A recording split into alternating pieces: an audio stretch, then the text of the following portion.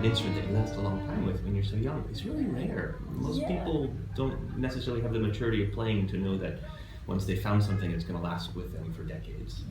Yes, you're absolutely right. It's been a very loyal friend for the last and you do it. years, and it's been very, very special. I mean, of course, I'm open to playing new instruments all the time. It's such a lovely experience when you do, but it's always a trusty friend for me, which is amazing. Good. Do you find that it works well for you for all sorts of repertoire? I mean, you do a lot of new and old playing and all sorts of everything in between.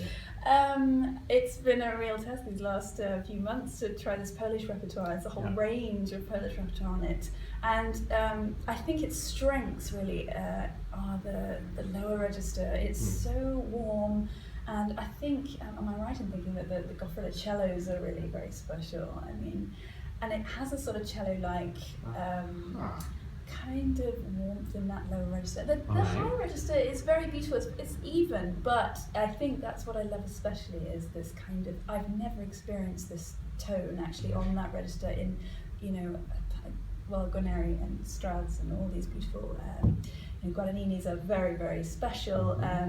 But there's something about just certain areas which have this very mellow and very kind of, I don't know, it's just incredibly warm. That's the only way I can describe it. Warmth, particularly in the lower ranges. Yes, and of course, when you think of Goffriller, you do think of these just mega cellos that have this incredible warmth and just thumping.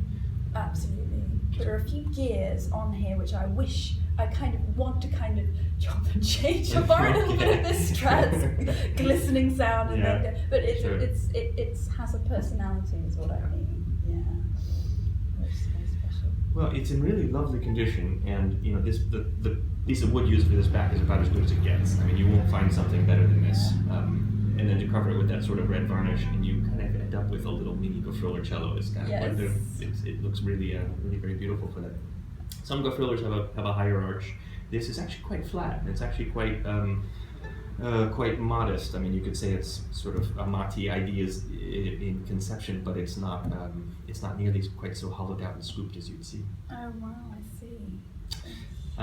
So we have a label, but obviously the label is not original. Do you know the story on Goffriller and his labels? No, I really don't know enough about it. I need to sort of do my homework a little bit and discover more. So there's some great research that has been done recently, and we're all hoping that this big book will be finally written on the Venetian makers. But one of the things that's come out in the past 30, 40 years of research is that the Venetian guilds were particularly demanding with the taxes that they asked for artisans. And so anytime that an instrument would leave the workshop labeled by a certain maker, that maker would be due to pay a certain tax on it. So the way around it was you just produce something that isn't labeled, and maybe it doesn't go out the front door, maybe it goes out the back door, and then you save yourself some tax. Right. I think it's an age-old Italian tradition, but and nothing has changed. Nothing has changed, that's for sure.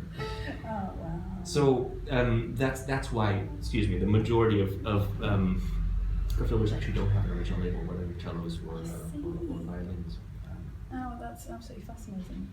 It's really quite extraordinary. And this is such a beautiful flame, and such a beautiful, it's gorgeous, rich, dark colour on that. I just can't get my head around the back. Exactly. You take a piece of wood which is beautiful like this, and then you end up with a ground and a varnish on top of that, which just makes it sparkle in this warm richness. It's really extraordinary. I particularly love that crackle you get on Venetian instruments. It's like coagulating blood. I mean, to use a really crude, gross metaphor, but it's... There's plenty of that one. One's playing. But you need it. Yeah.